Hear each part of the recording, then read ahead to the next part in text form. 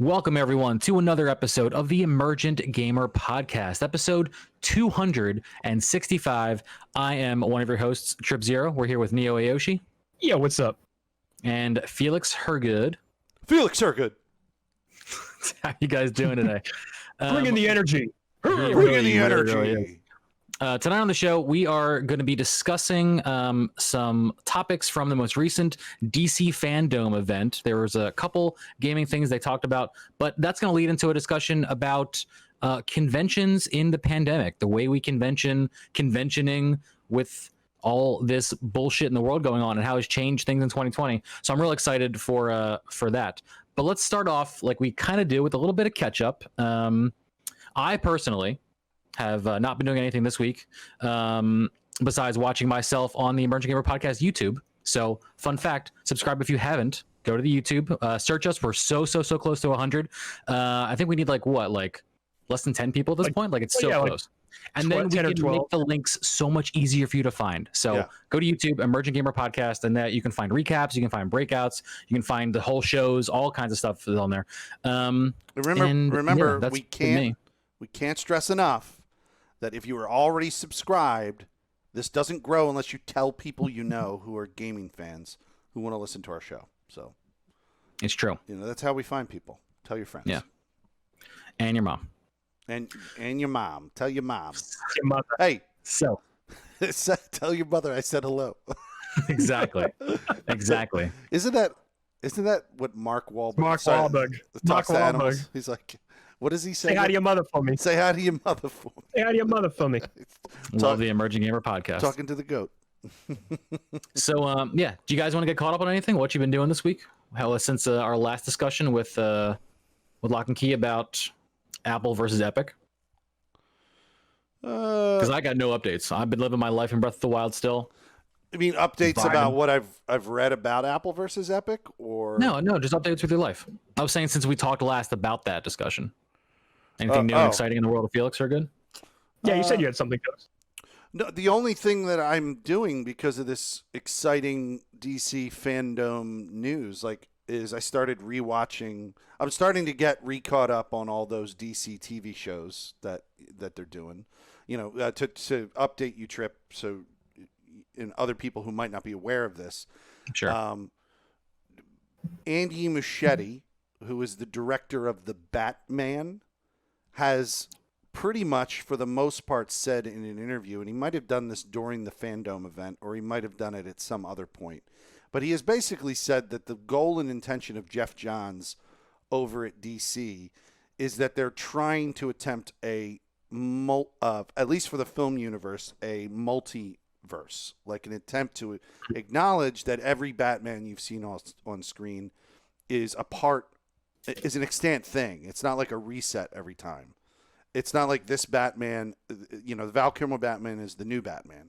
The idea is they're gonna try to acknowledge all the incongruity with the fact that they've made 3 Jokers and 4 Batmans and a bunch of Supermans and that kind of stuff.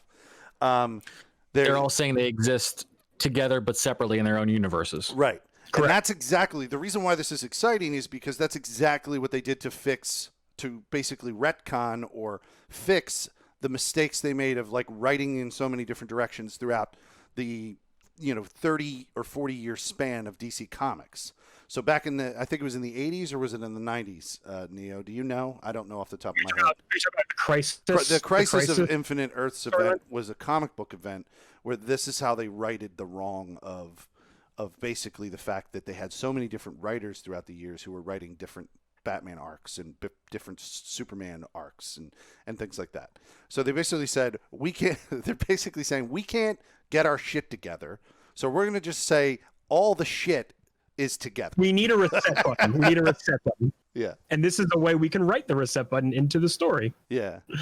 What's up? But he's the director of Andy Muschietti, I made a mistake, is not the director of the Batman movie. I said the Batman. That's someone entirely different. He's the director of the Flashpoint movie. That's why it's important. Gotcha. Because Flashpoint is about acknowledging a multiverse. Right. So it's pretty exciting that they're going to try to attempt that with the DC universe. And we already saw evidence of this happening, kind of. I mean, I think they did it for fan service, but I was watching the Flash show during the Crisis of Infinite Earths They did it in event. the Flash show. Yeah, so in the Twice. Flash They did it show, twice in the Flash show. in the Flash show, though, Ezra Miller, the actor from the film playing the Flash, showed up in the Flash TV show. And that's a crossover of film and television. We don't know if that's really going to happen. But it looks like they're trying to bring it all together, and it's pretty exciting, and that's why this event was incredibly exciting as well. Sure. I wanted to kind of pick your brain, Felix, about this, and you can also weigh in as well, Neo, being like a comic book fan. This kind of like, let's give people a story and a framework for these stories, to me makes sense for a comic, but can be a slippery slope, for a film or for a series of films. Do you think they're making more work for themselves instead of just saying like, look, it's a movie. It was a different time, just a representation of Batman. Enjoy it for what it is. Don't think too hard about it, because once they start tying it together, even like loosely by saying like they're all together but different in a different universe, can't that just make more of a mess than just letting it exist? So I think part of what they did over the weekend and what they've been doing for like the past couple of years with the DC stuff is they're trying to ease the idea onto the viewer, like the mainstream viewer, not just the avid comic book reader enjoying the shows. They're trying to introduce the idea that, yes, we can have two Flashes in the movies, right? Like you can have the Flash of the movies, and then you can have your TV show Flash, and that's okay. Them putting Ezra Miller in that TV show is literally showing the viewer or the average person, hey, look, there are two Flashes. There are two people that can play this role at the same time. You don't have to be confused by it. They exist in their own world. They're sharing they're sharing the TV space, but without crossing their storyline streams. And the reason they have to do this is because Marvel established that everything's supposed to be connected. I mean, to be honest with you, Marvel didn't do it well, but like they did it well with the films, but they didn't. They claimed that they were doing it with the TV show, and then they failed at it. But the point is very loose. Right, it was real bad. But like the point is Marvel established that and Game of Thrones established, and like any show that has intertextual connections, you know, like going from this season to this season will you know, to us in the modern conversation surrounding media, we all assume there's something beyond the borders of the show, right? You know, because we're so used to interstitial television where you're watching this season, then you're watching the next season. It's not like they made Westworld season 1 and then made it not connect at all to Westworld season 2, right? We're always expecting there to be a connection. And DC got trapped because they didn't do that fast enough or well enough, and they basically failed at beating Marvel to market for that. Disney Marvel beat them to market, did it well or did it better, executed it perfectly, did a 10-year thing of it, and DC was like halfway through that 10 years trying to figure out, okay, how do we pull this all together, and then getting they rushed it super hard. Huge amounts of backlash for it. Now they know we failed, and I think the only way we're going to fix this is to accept the fact or make it clear to all the audience members that that's how we're going to do it now. It is a big multiverse that might cross over occasionally, but there's no guarantee it will. And it's okay that we have a Joker who is a depressed sociopath who isn't in the world of Batman at all and murders some guy on TV, and that's the movie. I mean, right. It's okay that we did that. You know what I mean? Like, so. Yeah, but like they're they're really doing this for the Go ahead. Well, I just want to clarify. They're really doing this for the benefit of like the overzealous potential viewer who's going to demand connection, but doesn't know how to just watch a movie. But that's like 60% of the people who are. I mean, but look, here's the thing. I don't need Ezra Miller's. I don't need Ezra Miller's Flash movie to connect with the Batman of Robert Pattinson.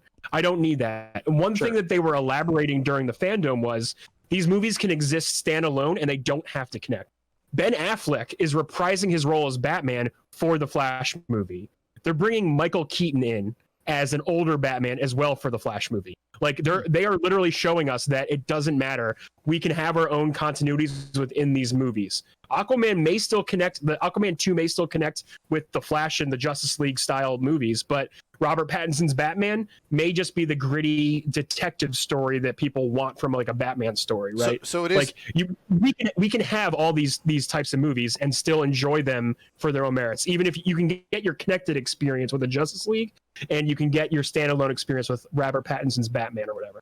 So it is exactly what you're saying, Trip Zero. You asked the question, why can't movies just be these standalone things? They can't because Marvel already did 10 years. That's why they can't. Marvel set a precedent. I don't know if you can like chase that at this point, like because Marvel did it. They took their time. They did it right. Like they did the movies better. They're the first people in the world to do what they did, right? Like they made this 30 movie journey, and they took their time with it. GC didn't do that. They rushed too fast. They tried to catch up. They tried to catch up. They tried to, pull the gun. What is it? They jump the gun, right? Like a little too hard. But now if they just kind of breathe and take their time with their stories, we can probably get that experience again if they just calm down with the rush to the finish line, right? Yeah, they could do it. There could be insular stories that connect, and that's fine. But they have to train the audience to understand that it doesn't all need to be connected anymore. For sure, and I think this next year, like what we're going to see, is going to be a step in that direction. Especially with Robert Pattinson's Batman, because he is not going to be connected to any of the other stories. That is just going to be a Batman detective noir story. I mean, to me, it literally looks like it's going to be a crossover between like Seven and a Batman story. yeah. Dude, I mean, like I know we're a game podcast, but that trailer looked real cool. It looked real dark and like I know DC's dark and gritty, but it looked like the right tone of dark. Like they're nailing a like murder detective mystery style with Batman, which is what Batman generally is in the comics. Like that's what when he's not for years. When he's not with the Justice League doing galactic shit, fighting the Titans or whatever. No, I don't know. Fucking Darkseid. He's in his city solving murders with wacko, crazy villains like the Riddler and Penguin and mob bosses. Like that's a good Batman story right there, right? Yeah. So with that being said, the trailer talk, are we ready to kind of scoot on into the fandom itself and some of the game news? Yeah, definitely. You guys are ready. So fill me in, because I only know peripherally. I know there were 2 games. Tell me what happened. I'm gonna totally walk. We'll talk about the convention experience. I'll let Neo take this one home. Oh yeah, I'm gonna walk you guys through this. So WB Montreal for like the past like year and a half or 2 years has been teasing this game announcement for like a real long time, being all cryptic and shit with their tweets and subtlety. We finally got to see it, and it is Gotham Knights. And what this game is, it's a 2-player co-op game where you can play as one or 4 different Bat family characters. The trailer starts off showing that like Bruce Wayne, if you're getting this message, then I'm dead. So he's dead. Batwoman, Batgirl, Robin, Nightwing, and Red Hood, the 4 playable characters are he's essentially sending a message to saying, hey, step up. It's your time to save the city or whatever. Batman's dead. Batman is dead. I'm going to tell you right now, I don't think he's dead. I don't think he's dead. Sorry. I'm going to tell you right now, spoiler alert, I haven't played anything. He's not dead. We're months away from the game being released. He's not dead. I'll tell you some theories. I mean, after I describe the trailer. Well, it essentially just shows off the characters doing all kinds of cool martial arts stuff. Combat looks kind of close to the Batman Arkhamverse that we're very familiar with. Looked real close. Very close, yeah. Yeah, they had like a 4-minute trailer, like a cinematic trailer showing introducing the game. Then they had like a 7-8 minute gameplay demo that shows off Batgirl gameplay. And it starts off with her on a bat bike, on a motorcycle, driving through the city, kind of like Arkham Knight, when he's in his car, barreling down the streets. She leaps off of it just like you did in the game, and she's on a rooftop. And you infiltrate a area, do lots of martial arts and combat and stealth combat just to get in. Pretty cool stuff. Felix, what did you think of this? Well, I watched that first. I didn't even know this cinematic trailer existed, and I'm glad I did because I'm wet for it. Like I think it's a great idea, 100%. Well, a team up game. Well, this is what I'm saying. Like, I've always wanted the Arkham games to have someone else to fight alongside with. It just makes sense, right? Speaking of, the thing I was going to tell you I'm doing is I started playing all the Arkham games again. Well, why not? You're hype. Gets you hype, right? It got me really hyped. So I'm playing through Arkham Origins right now, and then I'm going to do Asylum, and then I'm going to do City, and then I'm going to do Nights. Just go through them. There's Very cool. 4 games. I'm just playing story. I'm not getting every single collectible because I did all that. I already got the trophies for that. But like that's what I noticed immediately. That the game, in terms of how it played in the combat style of those previous games. And that's incredibly important. If you're a fan of those games, this game looks like it's going to play exactly like those games with the gadget combat. Where not unlike the Spider-Man game that was just released by PS4 recently. Right.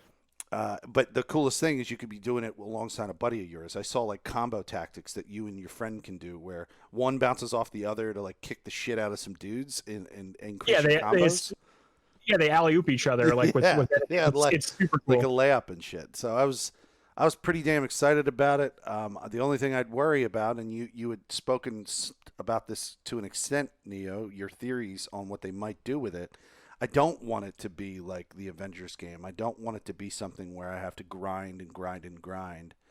I just want to do it like I did it in the previous games, which is just unlock skills and like add points to things. I just, I'm worried about that, man. My prediction for it is because one thing that we did see in the gameplay demo was enemies had like levels above their head, and there are damage numbers when landing punches on enemies. Well, I'm playing Origins right now, and Origins was created by WB Games, and that game has that, but it's not. It has. They have enemy levels. So I don't remember that. You have a level. Batman has a level, and you level up and unlock points to put into skills.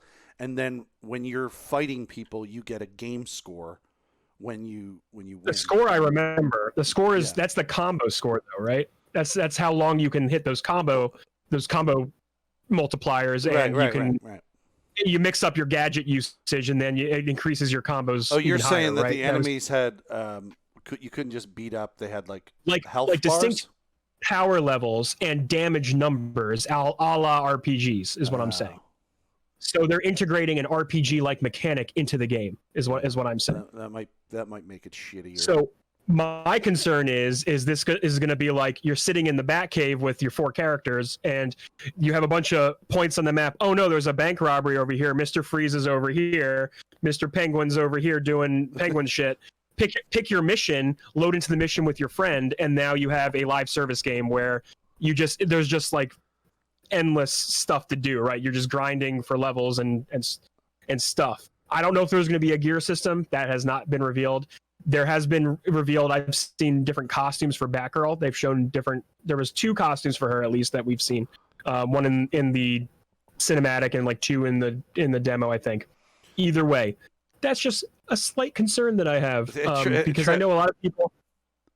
Trip, what's the bike or the hovercraft thing that you ride around on in fucking Destiny? What's that? Oh, Sparrow.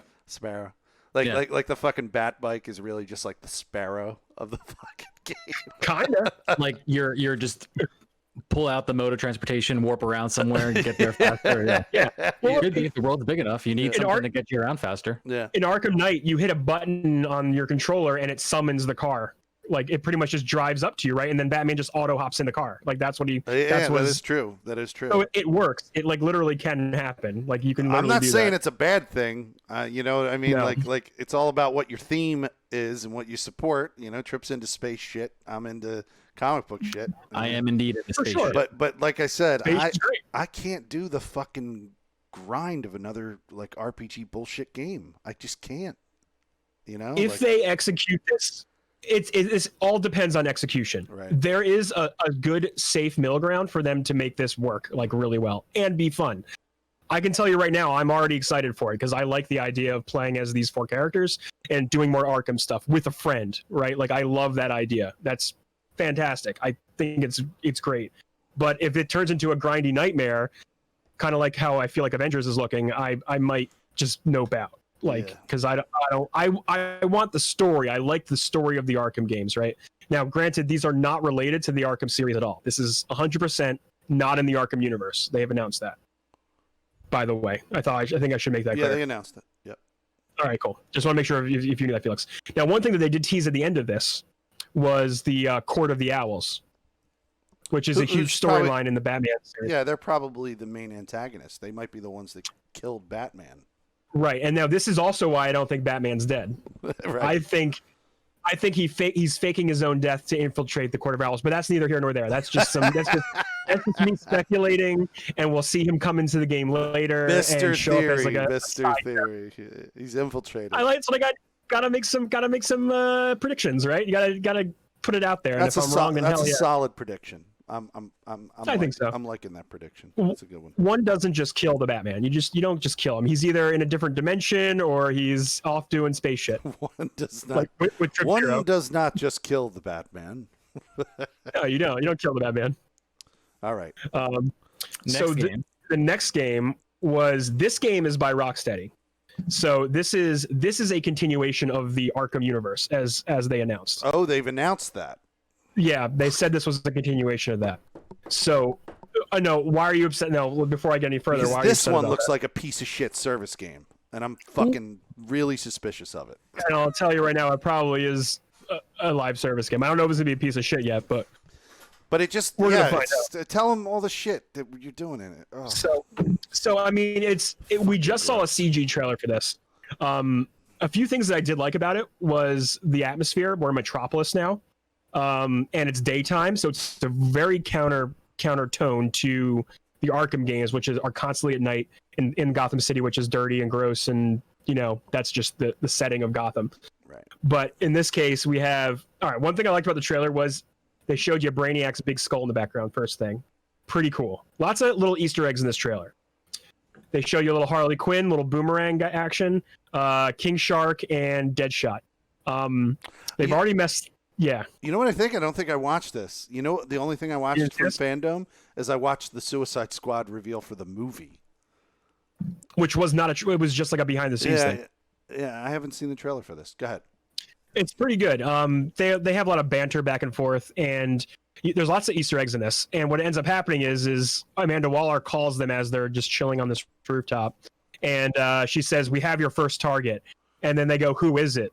And then they turn around and Superman shows up, and he's holding a soldier, and you watch him just disintegrate the soldier. Oh. And he's all evil. And then they introduce the title, which is Suicide Squad: Kill the Justice League. Right. And I knew the title.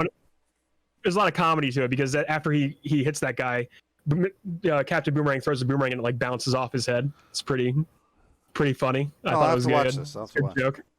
You should, yeah, you should watch it because it's pretty. I think it could be fun if you watch the Harley Quinn show. It reminds me of the humor from the Harley Quinn animated show. But all I saw of this good. game, I never saw that trailer. All I saw of this game was the breakdown of the types of game modes that are going to be in it. And that's where I was like, fuck. Because it's not going to be like previous Rocksteady games. It's going to be a fucking grind-a-thon. That's what it looks like. It's a 4-player multiplayer game where if you're not playing with other people, you have AI that replaces them. So either your friends are joining you as these characters or you have AI squad.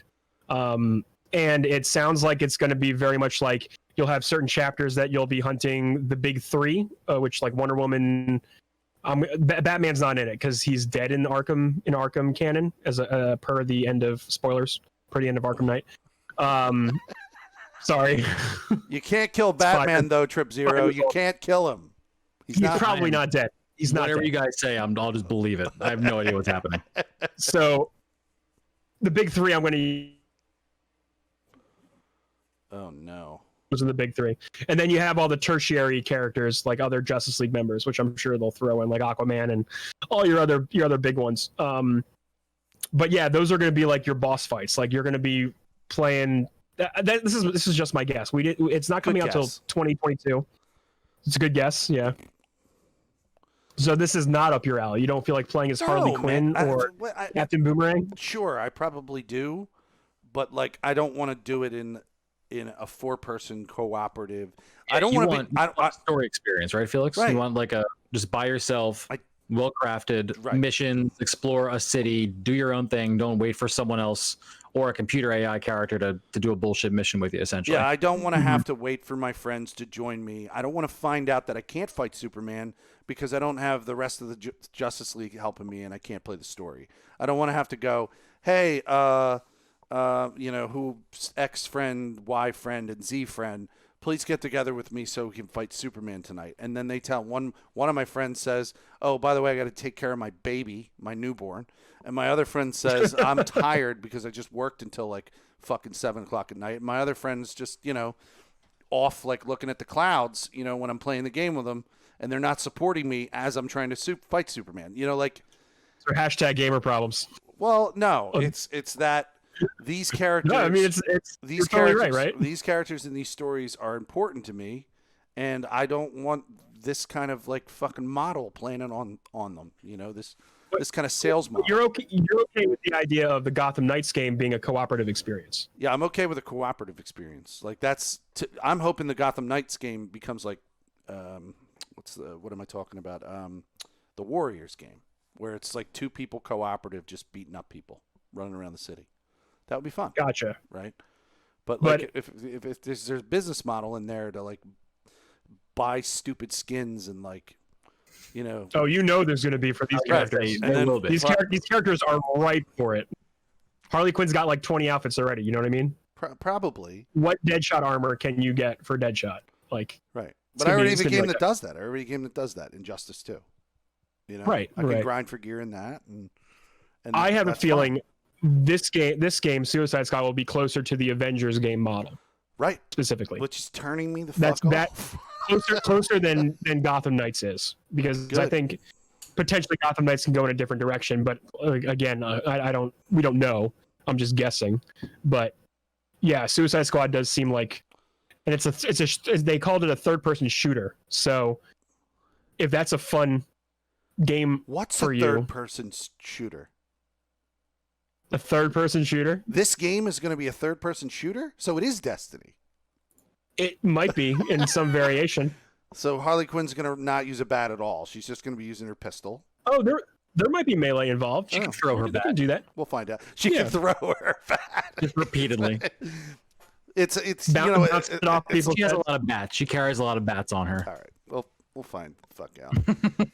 This game's still far off. The Suicide Squad game, I think, has probably been in development longer than this Avengers game. So do you think the Avengers game was like a quick like reactionary move to get a game out first that did the same thing?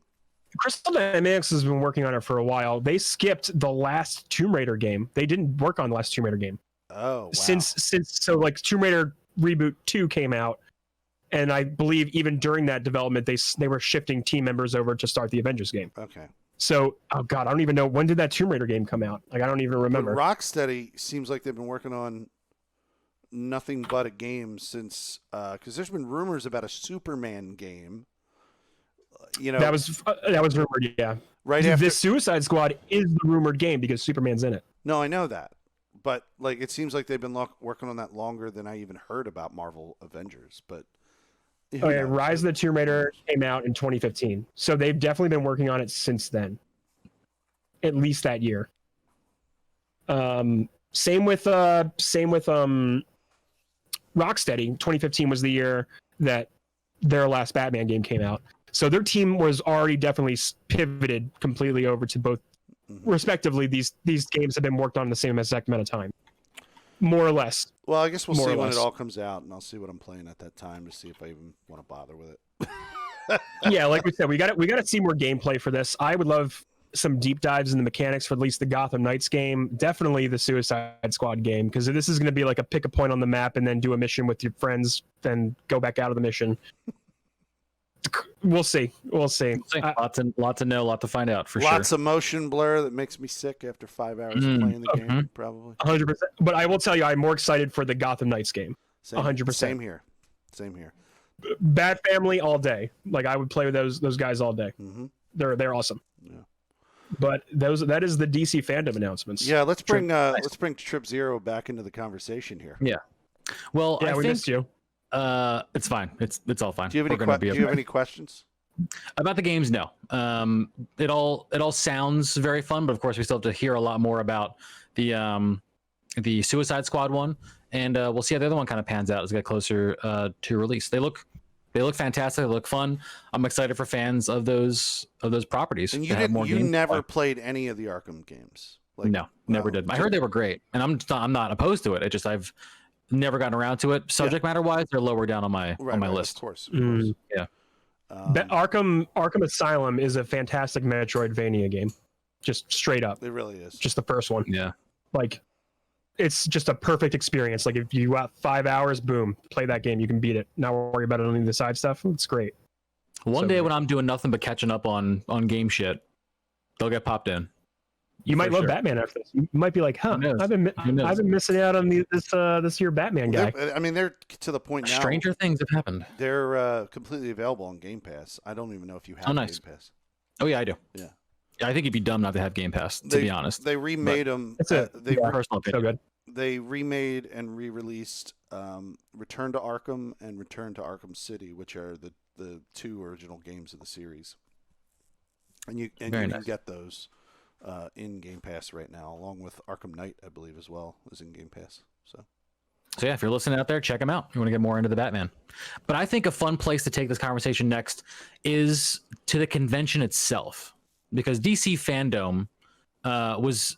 You were saying earlier before the show, Felix, it wasn't actually called Fandome, but this was an actual event, an in-person event that they've shifted to an all-online experience. But the question is not the first time this has happened in 2020 because of a lot of very obvious things, not least of which the global fucking pandemic, right? This has forced a lot of ambiguity in how these events are happening, a lot of like shifting at the last minute, a lot of like redoing plans, just scrambling to have some kind of semblance of normality to what have become some very important yearly kind of cadences for people in the gaming industry to release information, news, updates, things like that. And a lot of it now has been shifting to fully online, and people have handled that experience with more or less various degrees of success. Felix, I just had a question of clarity that I'm not understanding, because maybe I should have looked this specific up. Throwing out, barring from the conversation, what people had to do for the global pandemic, right? Mm-hmm. In order to keep people safe, was the event something that was extant in another form prior to global pandemic? Was it called DC Fandome as an event that you went to? I don't know. In other words, I actually don't know. Did DC have a habit like Disney has done with D23, like Comic-Con, where there's a yearly convention where people can dress up as DC characters and go all out DC, and it's called DC Fandome? Does that exist? I'm thinking it probably does. It sounds like it does. So here's what I think. Normally they use San Diego Comic-Con to announce all these. Ooh, I see. Do you know what I mean? Like even Marvel, Disney, they all took part in the Comic-Con experience normally, which would allow them to have panels, show off new trailers, do all these fun things for their fans, right? We didn't have San Diego Comic-Con this year. They did. Comic-Con tried to do an online event, and I don't know anybody who tuned into it because I don't think the panels were there. I don't think they didn't bring in like the celeb cred that they usually have with the San Diego Comic-Con experience. Yeah, I think DZ. This is a reaction. This is definitely a reaction. DC, looking up, I didn't find anything either, Felix. I think this exists. Yeah. This is the first year the DC Fandome virtual experience has existed. Yep. Now, keep in mind, WB and was purchased by like AT&T, like took the licensing for all this, and DC and HBO have been teaming up this past year for all of their like media connections. Like last year, DC tried to introduce their own media streaming service that pretty much didn't take off the way they expected it to. So HBO Max is now essentially like DC's seems like it's going to start absorbing service, the content from that DC membership that people are. I don't know why they just didn't cannibalize that or absorb that membership into the HBO Max membership. Like they still have it as a separate thing. I think it is. It might be soon. But I'll tell you what, I immediately searched for something, that I didn't find in HBO Max, and I was shocked in the first week that I had it, which was a couple months back. I searched immediately for the old Batman show. What was it called? The animated cartoon series, yeah, 66? the Batman animated Animated series. Yeah. So I searched for that, and that didn't exist in HBO Max. But all of the episodes of that are definitely in the DC membership.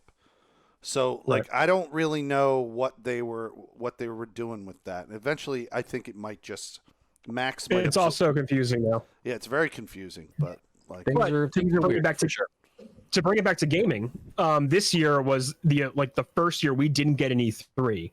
So beginning of the year, we saw Sony actually, before the pandemic became a real thing. Sony was the first ones that went, hey, we're just going to pull out this year. We're not going to even do it. We can do our own thing.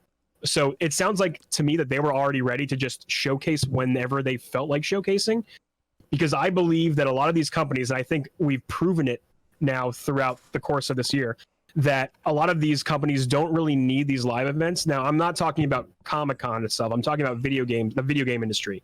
They can deliver their own message in their own way with on their own time frame. They don't have to go, well, June is the time limit because E3 is June, and we have to get all of our stuff ready to show off there. Trip, what's up? It's just it's funny that E3 was kind of like the catalyst for a lot of this stuff, regardless of a pandemic happening. And that's probably a fun thing to dive into a little bit later on the show. Would it have happened? We would have shifted as aggressively as we have with or without the pandemic? But this was traced back to at least 2019 when E3 leaked the entire contact list of people attending the event, content creators, their personal information, address, phone numbers. People were kind of really out on the E3 experience, not just for the way they've been handling stuff like that, like personal information, but also for the fact that the entire convention is turning into another consumer convention, not so much the industry must attend event every year. It's just becoming public can buy tickets, they can show up there, play a demo early, and everyone goes home. You don't need to be there to find out information, to connect, to network. So people were already pulling out of that experience, and like you just said, Sony announced that we're just going to be doing our own thing, which kind of led to a snowball of other companies doing the same thing, and that dovetailed really nicely with people not allowed to leave their homes. They had no choice, right? There was no place else physically to show off their new stuff. They need to pivot pretty hard and quickly in order for this to work for them. Mm-hmm. Felix, what's up? if you really think about it, though, probably of all of the media-based industries where people I'm not talking about comic books, and I'm not talking about movies, and I'm not talking about TV shows necessarily, but probably the industry that's most ready in terms of its fan base and in terms of how it behaved in terms of releasing content, being a gatekeeper for its content. The video game industry is probably most prepared for this because most people sit at home and they don't play with other people, and they sit in their own little bubbles, vestibules, and play games. But at the same time, when they did these media junkets like E3 was a 3-day weekend where they had an exhibition, right? And it was in the middle of the week. It'd be 3 days in the middle of the week exhibition, where originally it was developers of the industry to see, play the games, and then also get a chance at viewing them, But it's the way that junkets evolved. It kind of started. They started to do a thing where they didn't hold the news of new games during the event. They started holding it ahead of it. I don't know if it was always like that or if it became that.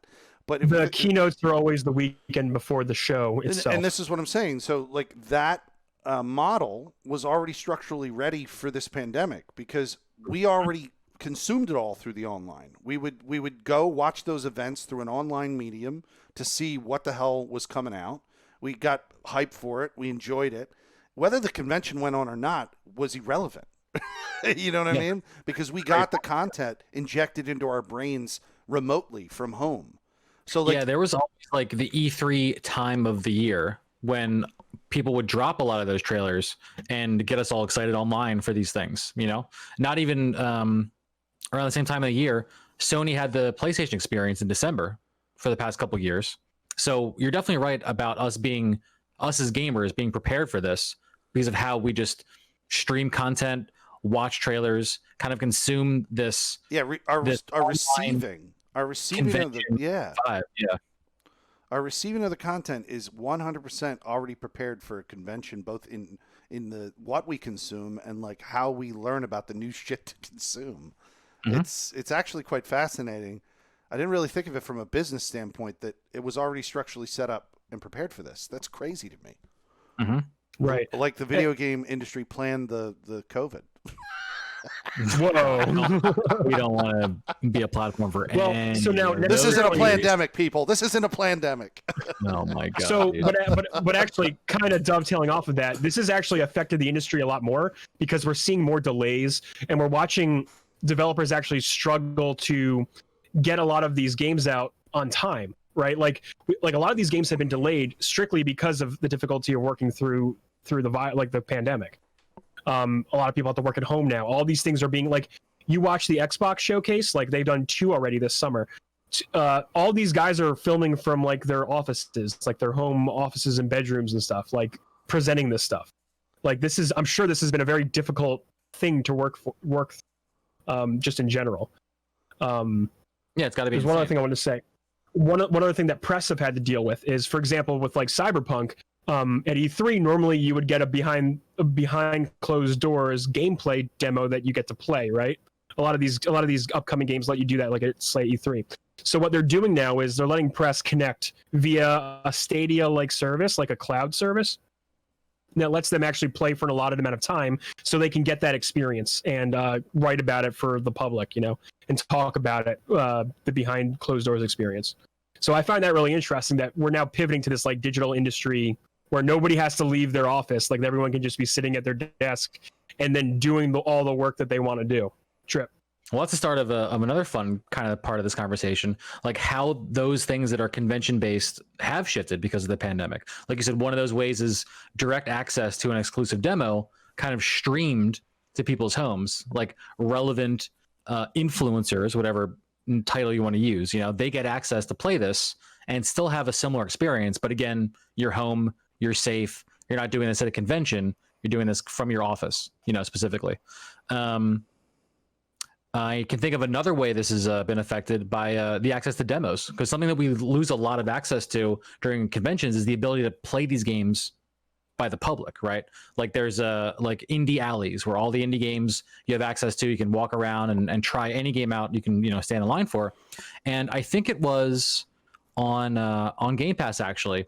There was a period of time, like a couple of weekends ago, I forget the exact dates, where like hundreds of demos of indie games were available to download and to play and to try, essentially to replicate this indie alley experience for yourself at home, to try these things out. And if you had time, you could play literally hundreds of games and try them all out. Jeff Keighley tried to do something last year during the Game Award show, where he's like, any game you see on our stage, you can like play on Steam today. Like he teamed up with Valve to like release all these like nice game demos that you could play for like the weekend of like the Game Awards. Right. Yeah. Very similar thing.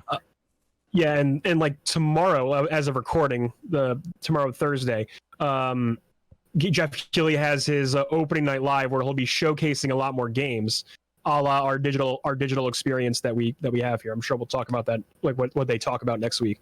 But we're like running into, I think what ended up happening though, whereas instead of everything being like condensed into like that 1 week of E3, we're getting it a lot more spread out now. Like it's been all summer we've been getting like random game announcements. Like Devolver did it 1 week, then we had two Xbox conferences already, like showcases already. We had 2 Sony ones already. Nintendo every other week has been dropping like little mini directs, like little 10-15 minute segments of games and stuff. So it's like we're getting a lot more spread out now. It's not all like condensed. Yeah, I don't know. What do you guys talk? What do you guys think? I think that's just a side effect of a company pivoting that hasn't had to pivot like that before. Like the benefit of having all of these in-person conventions and this yearly kind of cadence is there was a very clear line and date as to when things needed to be ready and what needed to be shown. And now all that was thrown into the wind, and you had to scramble to figure out what I'm showing, what demos are going to happen, what's available to public, to press, whatever. Are we ready to talk about this? It's funny you mentioned Nintendo, because Nintendo, I think, was the only company that would have been ready for this day one. Like if you flipped the pandemic switch and said, everything is now online, you've got to communicate. Is your year ready to communicate? Nintendo would be like, yeah, dude, we got all these directs like automatically set up. It's just like a thing we've been doing. We've been just releasing videos to the public for literally years. Sorry, Felix, not to like say something, but ironically, Nintendo has been the most silent with their first parties. We've gotten 2 major game releases from them this year, Animal Crossing and Paper Mario. Like, there are no other major Nintendo releases that we know of for the holiday, like, at all. There are still rumors of a Mario collection coming out with, like, the Galaxies and the Sunshine or whatever, and maybe a remaster of those games. Other than that, we don't know what Nintendo's holiday looks like at all. Like, they haven't had, like, another big major direct showing off what the Switch has for us. Now in the news, I mean, I'm not to like do news talk. There are rumors of a new Switch coming out next year, a newer, like faster model. But other than that, like they've been pretty quiet. Felix. Sure. I mean, Nintendo, it wouldn't be Nintendo without, making a really good decision and then a really poor decision. So they're good at communicating, and we're pivoted to communicate perfectly in a pandemic. But are they going to use it to talk about what they should be talking about? Who knows? Yeah, I mean, it makes you think about how ready they were for this year, or how much they've been affected by the COVID virus. Yeah, sorry, Felix. No, I was just going to piggyback on that. There we go. We're looking for that. We found it. I was just going to say Devolver Digital doesn't really have to pivot. They always just produce this really long, elaborate thing that is released in video form that you can watch online, but they're never in person. Right. Well, Devolver also has the benefit of having multiple developers because they're just a publisher for all these guys. Right. They publish the games for all their games. Right. Yeah. So, but they never, they're never at the event really. It's just this weird video presentation of all their games coming out from their multiple developers that are part of their label, and that's it. But it's neat. I don't know. I think it's kind of neat. Oh, man, I'm such a weird. Hermit. Do you like this new world of video game announcements better? Yeah, I'm very comfortable with this. I'm like, I don't want to have to leave. Just send it all to me. Fuck you. I mean, it's definitely made doing our show a lot more convenient. Yeah. Right. I miss you guys. I miss you guys, but not really. I'm seeing you right now. It's great. It's a fun time. I'm seeing you right now. But yeah, this ourselves was a pivot. Yeah, we had to do it too. Yeah. Like I said, I'm still pivoting in terms of my stream life because I haven't figured out how to jumpstart that. I was going to say jet set it. Jet set your own stream, baby. Get my stream going worldwide, baby. Jet setting.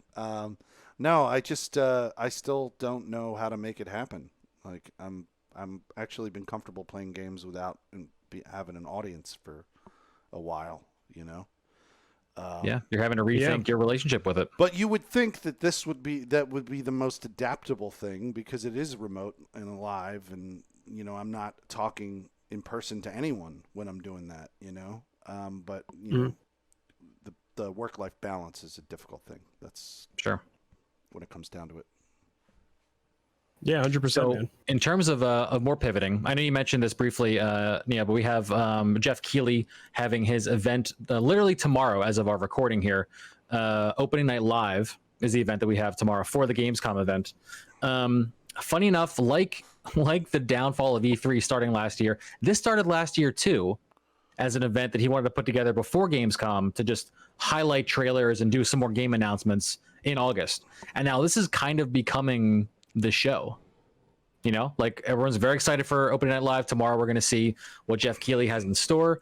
And Gamescom itself has kind of taken a backseat, I think, at least in terms of hype, to these kind of events. Now, I was on Gamescom's website. They do have some in-person events. There's cosplay contests. I think there's panels that are viewable, but again, it's all online. If you want to view this content, you got to go to the site. You've got to be there. You've got to watch it like you would be there, but it's available to you if you wanted to do that, which is pretty cool, Right. And I wonder if that in general gets more eyes in front of it than let's say, because I don't know, do you get more benefit out of having an E3 week where everyone goes, this is the week, and we all know it's the week, or multiple dates spread out across the year of what is more beneficial? I know the PS5 reveal hardware event, that was large. Like that got so many views just alone because of the hardware reveal. I wonder what's more beneficial of these companies, like doing it on their own time or using that. Like I think Sony already realized, like by pulling out of E3, that it's more beneficial to just do it themselves. But I don't know. I'm just throwing that question out there to see if that's like. That's a good one. I have an answer. Do you have anything, Felix, or should I rip? I have an opinion at least. Well, I was just, this is a reference to what financial benefit for some of these things in terms of like reachability. Like somebody quoted online that like for the $30 Mulan sales release that Disney's going to do, where you're able to watch Mulan exclusively from home and you don't have to go to a theater to watch it at all. They're dropping it for $30. And somebody said that's like 60 million people. I think the number was 60 million subscribers. If like even a third of them paid, I can't remember what they said, but I think if a third of them paid $30 for that, that's going to end up being like like more money than what Disney would make if Mulan went to the theater. Sure. Wow. Like that's insane. Just to put it in financial perspective and reachability perspective, yeah, like you know, like the numbers are, you're going directly to people. That's if people are trained to find it that way. That's the difficult part here, because what about all the people who are tragic victims of the digital divide who don't have internet? I think I was listening to a guy talk about schools in, I believe, Ohio, but I can't remember. It was on NPR, and he was saying that 30%. He was talking about a school, and he was saying 30% of his students in this rural Ohio like school district don't have access to the internet. Like, so there's a shit ton of dollars that they're not going to get from the people who can't get the internet. But it's probably a sustainable business if you're going directly to all the people who do have the internet, if they're trained to go to it. Do you see what I'm saying? If they know that's the only way they're going to get their content. Right. I don't know if that answers your question. I don't know if that's. Would you? That was quite what he was asking, but it's all relevant. It's completely off topic, wasn't it? Like accessing the data. Neo was asking like the yearly cadence. Like, does it help? Does it help that they're all spread apart, or was it better to receive information knowing that it's like the time, it's like the month when it all happens? And I thought you were talking about in person versus digital. I thought that's what you were talking about. Well, I mean, that's the whole conversation in general. And I think digital is definitely a benefit through 1,000 different ways. But to answer your question specifically, Neo, I think people are more prepared and deliver content better when they know when that's supposed to happen. And I think if this is the way things are happening in the future, which they will be, right? Because there's so many benefits to digital presentation. Just the convenience of it, first of all, is one factor. The ability to interface with people more directly is another factor. There's so many reasons why it's a benefit. But I think as this becomes, normal, I think people are going to kind of make their own cadence again to kind of recreate some of these events. And I think that's going to be where things kind of line up and help people prepare for those like goal dates. It's probably not going to shift too much. It'll probably still be like, like early June will be a game announcement time of the year. Like the summer will have a lot of announcements. NVIDIA always does their graphics cards around this time of the year. Like that's not going to change. I think we're going to fall into this very, very natural cadence just without the forced in-personness. I think one benefit from this is that these companies get to own their own news cycles as well. So Sony does their presentation. All the news that week is speculation. Sony, what to see in Sony's conference. All that is like they own that week, right? Mm-hmm. Same with like Xbox. They own the week whenever they're doing their thing. Like any of these companies get to own their own news cycle rather than share it with the same space as E3. Because E3, it's everybody together at the same time.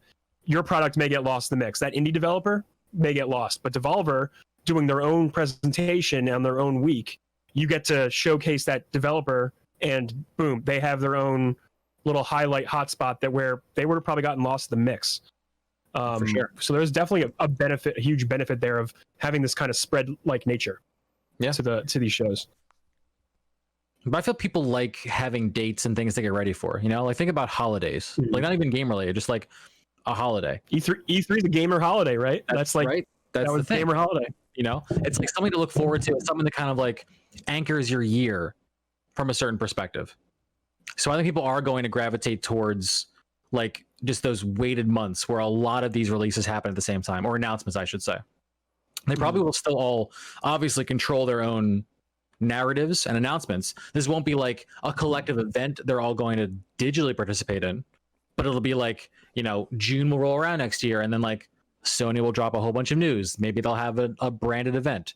Xbox will do the same thing. You know, like we'll have these things that'll happen because people naturally want it to happen in June, if that kind of makes sense. Like it just like the natural feeling time for these kind of yearly announcements for games and things. No, 100% for sure.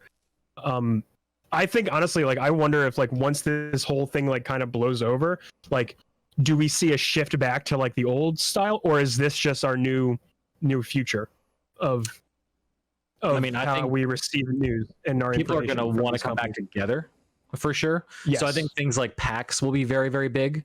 But in terms of news and preparing information for consumers about your product, it's all going to be digital. Like there's going to be no reason to wait for an event for anything, really.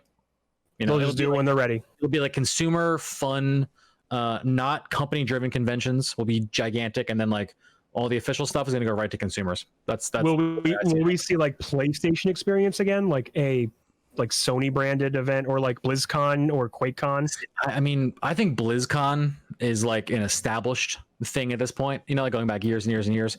I don't know if I see Sony continuing to invest in that, especially as it was something that was relatively new compared to the other events. So I think it all They only did it like 3 years. Yeah, it hasn't been like a mainstay like BlizzCon has. I think BlizzCon, as long as Blizzard doesn't fuck themselves over with the way they handle their company, I think We'll that see. stays because of just like the nostalgia factor and like, you know, the gamer cred. I hate to use that word, but like that's like a thing that everyone knows, right? It's BlizzCon time. I think that survives. I think, like I said, PAX survives, like Comic-Con survives, because those are pillars. Those are pillars of like convention Of the culture. Yeah. Thank you. That's exactly what I wanted. But like beyond that, I think it's going to fall solely on the digital and be up to people to make their own events. So another thing I've been noticing too, since we're leading up to, this is a really awkward year for new console generations to launch because of the situation, like super awkward. Like by June of 2012 or whenever the other consoles came out, we knew the prices already. We knew what to expect for the holiday. We still don't know the prices. Pre-orders are still not going up. The launches are probably within 3 months. I'm looking at the calendar. Probably within 3 months. I thought you could pre-order the PlayStation. That was, I think that was not yet. Yeah, there was an email going out today for like for priority for members. You can get like on a mailing list, but I thought it was a joke. I link to this like mailing list thing, and people were like, "This might be your best chance to pre-order." And I'm not gonna even go down that road at all. There's like been no announcement or talk about any of this at all. So as far as I know, we still have no idea one way or the other. Yeah, exactly. I'm with you on that one, Trip. Like it's not official yet. Like announce your price so people can pre-order it. And I believe that's some sort of like consumer law where you need, like, if you want people to pay for something, there has to be an established price for a thing before you can actually like put money on it, right? Like you can't just put money down a thing with an I know exactly what you're price. talking about. Yeah, you can't pre-order something unless there's a price. They can't like. That's to keep snake oil salesmen from robbing people. Right. Okay. Cool. That is it's a legit thing. That's nice. But it's weird though because like we don't know how this holiday's going to plan out. A lot of games that were supposed to be on launch have already been delayed into next year, right? Like because of the COVID situation, development has been tumultuous to say the least, and now we just don't know what the launch lineups are going to look like for these consoles. Like more or less, like maybe Spider-Man Miles Morales will be on PS5, but like that's the only thing like I guess we can confirm right now, aside from a few other third-party titles. Like that's fucking DLC anyway. Shut up. It's not. It's going to be a game. It'll be a good game. Yeah. But I think it's curious. We don't know. Yeah. Yeah, I saw an article today on Kotaku that was like, just cancel the launch of these consoles this year. Wait a year. make it a better launch for everybody. Like was essentially the premise of the article, right? Because Right. it listed all the things that we're dealing with, like nationally and across the internationally. Mhm. And you said just delay it, make it easier on everybody. This is clearly hard. It's no hard feelings. Like Well, our feelings won't be hurt. No, I don't think anyone would Well, care, honestly. Well, No, I don't I think mean, so I either. think the biggest worry of the companies for delaying it is that there's going to be more and more people laid off, and there's going to be less people who can afford to buy a console. That was another thing that article made a point of. Yeah. It was like a lot of the country is unemployed right now, and it's like who is going to be buying a luxury item like a new console? Like that is a luxury item straight up. Like, are you going to pay rent or buy a PlayStation 5? Like Just Felix Hergood. That's pretty much the it. longer we're in this pandemic, the harder it's going to be for everybody, for sure. That's another thing that I'm like really looking forward to seeing how this Black Friday season turns out. Because is it gonna be the same madness like we've always witnessed, or is it gonna be a little bit quieter? Can you imagine Black Friday this year? And if you know the videos I'm talking about where people are like going mad in like Walmarts and Targets and Best Buys to get to like a TV first, yeah. Yeah, no one's gonna be observing 6 feet of distance. Like, holy shit! Mm-mm. And these companies are gonna like. They want to make money off of the Black Friday sales, right? That's like a good time for them. But if they can only let like 10 people into their like department store, you know what I mean? Like I'm just throwing numbers out there, but like you get what I'm saying though. Like they're gonna have to limit the amount of people that can come in. They're not gonna be able to have those door busting deals like we're familiar with. That's gonna be wild. I can't wait till November to see what that looks like. Yeah, the discussion that week should be real fun. Oh my god, I can't wait to see this conference. You can door bust at noon.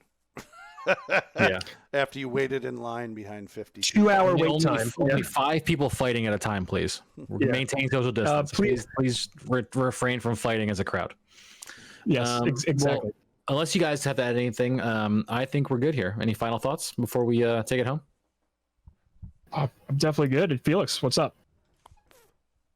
Fandome. Fandome. If you don't know and you are just one of our listeners, Felix Hergood on our live broadcasts on twitch.tv/emergent_gamer. Felix likes to put himself in different situations, scenarios, pictures, backgrounds using his green screen. He put himself in front of the DC Fandome logo, but wrote dumb over the word dome. I didn't write it. I found it online. Somebody's more clever than me. Well, it's still the sentiment. Fandom. And then it says, you can't see it behind me. Behind me it says, hold on. Here it is. It says, a crappy experience. Mm-hmm. Is that Deadpool sitting in that chair? I think so. It might be Deadpool. This might be Deadpool. He's not even DC. This might be a thing put out by Ryan Reynolds. I didn't even know what site I grabbed it from. But oh my god. There it is. Yeah. Well, there you have That's it. what you have to look forward to if you tune into us on Wednesday nights live on Twitch. But yeah, I have been Trip Zero. You guys can find me on twitch.tv/TripZeroTV. Thank you for listening. All of my socials are exactly the same at Trip Zero TV. I'm very, very easy to find. Currently 100%ing Breath of the Wild. And then we'll be doing that up until Tony Hawk 1 and 2 remaster comes out. I'm very excited to play that as well. And that's the immediate content lineup. Neo. I've been Neo Ayoshi. You can follow me at Twitter at Neo_Yoshi, twitch.tv/NeoYoshi. This Sunday, I'm doing a very special stream for the first time ever. I'm playing Star Wars Dungeons and Dragons with 5 of my friends, and we're going to be doing it live on my channel. Never done this before. Don't know how to play it. It's going to be a shit show, and I'm here for it. I'm excited, and I hope you guys will be too. And this is Felix Hergood. I'm catch me Twitter, Felix Hergood, twitch.tv/Felix Hergood when I get back to streaming.